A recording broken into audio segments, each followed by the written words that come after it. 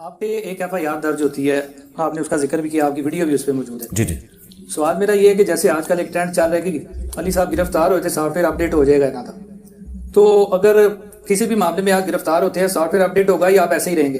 Soft where کون مجھے update کرے گا میرا؟ جیسے یہ ایک عام بات ہے کرنے والے. دیکھیں سافٹ ویئر جو اپڈیٹ ہوتے ہیں نا وہ تو پولیٹیکل لیڈرز کے ہوتے ہیں نا. مجھے بریلویوں نے تو گرفتار نہیں کرنا، نہ دیوبند نے گرفتار کرنا ہے، نہ اہل حدیث نے کرنا ہے، نہ شیعہ نے کرنا ہے. مجھے تو گرفتار کرنا ہے اگر تو اسٹیٹ نے کرنا ہے. تو سرکار کیا اسٹیٹ کا فرقہ بریلوی دیوبندی اہل حدیث شیعہ ہے، یا اسٹیٹ تو یہ کہہ رہی ہے کہ ہمارے جھنڈے میں سفید نشان بھی ہے، کافر بھی رہ سکتے ہیں؟ اگر کافر رہ سکتے ہیں، اگر قادیانی کافروں کی عبادت گاہوں کے باہر جمعے کے دن سیکورٹی ہو سکتی ہے تو میری اکیڈمی کے باہر سیکورٹی کسی کو کیوں چپتی ہے؟ میں تو مسلمان ہوں. ٹھیک ہے، تو کیا قادیانیوں کا سافٹ ویئر لوگ اپڈیٹ کرتے ہیں کہ وہ اپنا وہ غلط مذہب چھوڑ دیتے ہیں؟ نہیں. شیعہ جب گرفتار ہوتے ہیں تو کیا وہ شیعہ سے سنیوں نے کا اعلان کر دیتے ہیں؟ نہیں، وہ یہ تو ڈیمانڈ کرتے ہی نہیں ہے. اسٹیٹ کو تکلیف یہ ہوتی ہے کہ آپ نے کوئی ایسی ایکٹیویٹی پرفارم نہیں کرنی جس میں آپ روڈز کو بلاک کریں، آپ کسی سے جینے کا حق چھینیں. ہم تو سب کو جینے کا حق دے رہے ہیں. میں تو کہتا ہوں قادیانی جو کافر ہے نا، انہیں بھی رائٹ ہے کہ انہیں آپ نوکریاں دیں. آپ ان سے علمی اختلاف کر کے انہیں اسلام کی طرف بلائیں بجائے ان سے نفرت کرنے کے. باقی رہ کے بریلوی دیوبندی اہل حدیث شیعہ انہیں میں پہلے مسلمان سمجھتا ہوں. نمازیں میں ان کے پیچھے پڑھتا ہوں، چندے ان کو دیتا ہوں. میں نے کوئی چندہ بک نہیں بنائی، اپنی مسجد نہیں بنائی، انہیں کے پیچھے نمازیں پڑھتا ہوں. پیچھے کیا بات رہے گی؟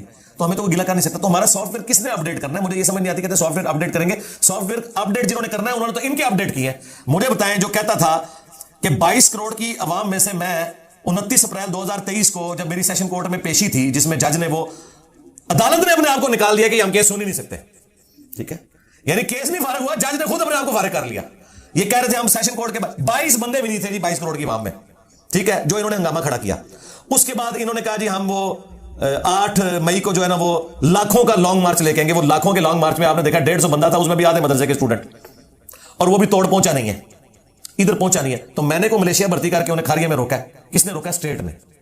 تو اسٹیٹ اس طرح کام اگر میں ان کے ساتھ کروں نا، مجھے بھی اسٹیٹ روکے گی. اگر میں کہوں میرے لیے تو مسئلہ ہی کوئی نہیں کہ 150 جب کہہ رہے ہیں نا تو 1500 کہتے ہیں تو 1.5 بندہ بھی نہیں اکٹھا ہوتا. میں اگر کہوں گا نا 10,000 بندہ تو میں 20,000 لے کے پہنچ جاؤں گا. اور پاکستان میں 10,000 بندہ بہت ہے. کمیٹڈ 1,000 بندہ بھی زبان مارگ میں اکٹھا ہو جائے نا تو عمران خان گرفتار نہیں ہوتا.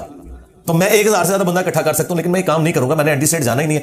میرا تو اسٹیٹ سے کوئی جھگڑا ہی نہیں ہے. اسٹیٹ سے جھگڑا ان کا ہے جو یہ کہتے ہیں کہ اسے کافر قرار دیں، اسے یہ کریں. تو ان کا جھگڑا ہے. اور حالت یہ ہے جتنی FIR کٹواتے ہیں نا انہوں نے چھوٹے چھوٹے کلپس پہ کاٹی ہوتی ہے. اس طرح کی کلپ آپ قرآن سے بھی کاٹے نا تو قرآن میں بھی کفر کا فتویٰ لگ جائے گا. قرآن میں لکھا ہے حضرت عیسیٰ اللہ کے بیٹے ہیں، لیکن لکھا ہے لقد کفر الذین قالوا ان اللہ هو المسیح ابن مریم. وہ کافر ہے جن کا یہ عقیدہ ہے کہ اللہ عیسیٰ ابن مریم ہے. یہ لکھا ہوا ہے. اب میں آدھی بات اٹھا لوں کہ قرآن میں لکھا ہے کہ حضرت عیسیٰ جو ہے وہ اللہ ہی ہے، یا نماز کے قریب مت جاؤ، لیکن ساتھ لکھا ہے وہ انتم سکارا، جب نشے کی حالت میں ہو. اس طرح کے چھوٹے کلپ جب یہ میرے کاٹتے ہیں تو میں نے تو وہ بات کی نہیں ہوتی، وہ بات میں نے کچھ اور کی ہوتی ہے، یا میں نے آیت اور حدیث بیان کی ہوتی ہے. اب وہ آیت اور حدیث ان کی پبلک نے پہلے سنی نہیں ہوتی، اگرچہ وہ قرآن میں لکھی ہوئی ہے. یہ وہ کہتے ہیں اس نے گستاخی کر دی. مثلا یہ امام بخاری نے صحیح بخاری میں لکھا ہے کہ اگر کوئی شخص اپنے علم کی بنیاد پہ کسی مسلمان کو کافر کہہ دے تو وہ کافر نہیں ہوگا. حضرت عمر نے ایک بدری صحابی کو کافر اور منافق کہہ دیا تھا، تو امام بخاری نے وہ واقعہ نقل کیا کہ وہ اس وجہ سے کہا تھا کہ اس نے نبی اسلام کی مخبری کی تو حضور نے فرمایا کہ عمر اس کی اگلی پچھلی غلطیاں معاف ہے، اسے منافق کہنے کی ضرورت نہیں. لیکن حضرت عمر سے توبہ بھی نہیں کروائی. تو اس پہ امام بخاری نے رزلٹ نکالا کہ حضرت عمر نے جو ایک صحابی کو جو بدری تھا منافق کہا تو حضرت عمر خود منافق نہیں ہوئے، کیونکہ انہوں نے اپنے علم کی بنیاد پہ صحیح فیصلہ کیا تھا کہ نبی کے ساتھ غداری کی. چونکہ نبی اسلام نے وہ غداری معاف کر دی کہ وہ ٹھیک ہے دنیا سے مغلوب ہو گیا، لہذا فتویٰ اٹھ گیا. تو اس پہ میں نے کہا تھا کہ اگر آج بھی کوئی صحابی کو کافر کہتا ہے وہ کافر نہیں ہوگا. ہاں اگر میں کسی صحابی کو کافر کہوں جسے میں مسلمان سمجھتا ہوں تو صحابی تو چھوڑ دیں، میرے خلاف جو کلپ بنا رہے ہیں نا میں انہیں بھی مسلمان سمجھتا ہوں، میں انہیں بھی کافر کہوں تو میں کافر ہو جاؤں گا. صحابی تو درجہ ہی بہت بڑا ہے. اب یہ میرے آدھے جملے اٹھاتے ہیں جی کوئی صحابی کو کافر بھی کہے تو کافر نہیں ہوگا، اور یہ دین کا مسئلہ ہے، یہ بخاری میں لکھا ہوا ہے، جائے لو امام بخاری نے سے مسئلہ اخذ کیا ہوا ہے. تو ان کو چونکہ قرآن و سنت کا نالج نہیں ہے تو اس لیے یہ ساری کی ساری چیزیں فارغ ہوتی ہیں. یہاں پہ بھی میں نے وہ 8 جو انہوں نے اعتراض کیے تھے ایک ایک پوائنٹ وہ امیجز ہم نے ڈسپلے کروائے تھے. جو میں نے جج کے پاس جواب جمع کروایا تھا نا وہ ہم نے پوری دنیا کو دکھایا کہ یہ جواب تھا 8 پوائنٹس کا. وہ جج نے پڑھا ہے، اس نے کہا ہم ان پوائنٹس پہ بحث کرنے کی ضرورت ہی نہیں ہے، یہ ویڈیوز کا کیس ہے اور ویڈیوز کا کیس سیشن کورٹ سن ہی نہیں سکتی. اس کے لیے پی کا آرڈیننس بنا ہوا ہے جو FIA سنتی ہے. FIA میں وہ کیس گیا ہے اور اس طرح کے پہلے بھی کئی کیسز انہی باتوں پہ گئے ہیں اور فارغ ہوئے ہیں. یہ بھی انشاءاللہ تعالیٰ کچھ عرصے میں فارغ ہو جائے گا. FIA نے ہم سے رابطہ کیا کہ اس طرح کیس آ گیا.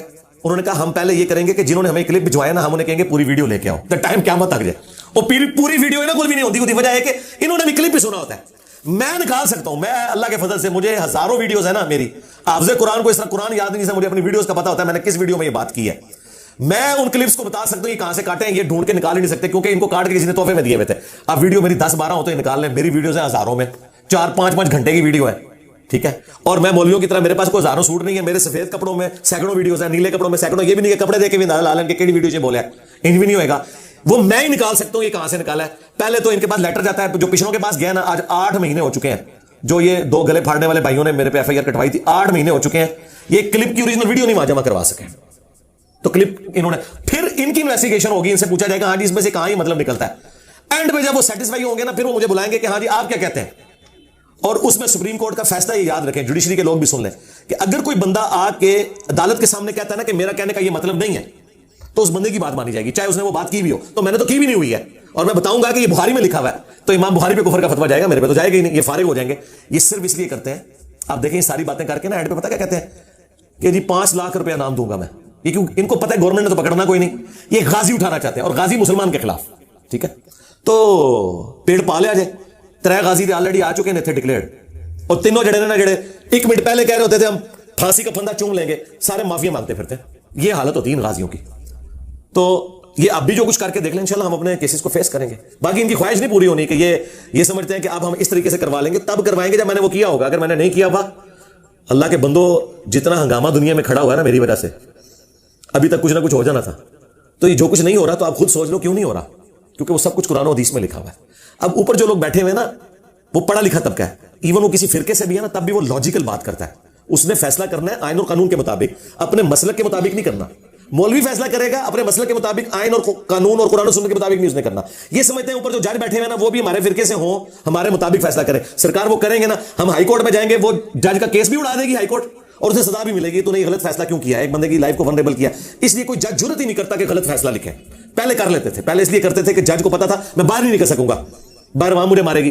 اب جج کو پتا ہے کہ اگر میں کوئی اس طرح کا فیصلہ کروں گا عوام کی مرضی کا, میری تو نوکری جائے گی, اور اگر میں صحیح فیصلہ کروں گا تو ان میں سے کسی کی جرت نہیں مجھے کچھ کہہ سکے, کیونکہ FATF حفظہ اللہ تعالی, ضرب عزب حفظہ اللہ تعالی, رد الفساد حفظہ اللہ تعالی کے بعد یہ ہماری اسٹیٹ کی ایجنسیز نے, فوج نے, جوڈیشری نے, حکومتوں نے یہ اب طے کر لیا کہ مولوی کے لیے اب یہاں کوئی جگہ نہیں ہے.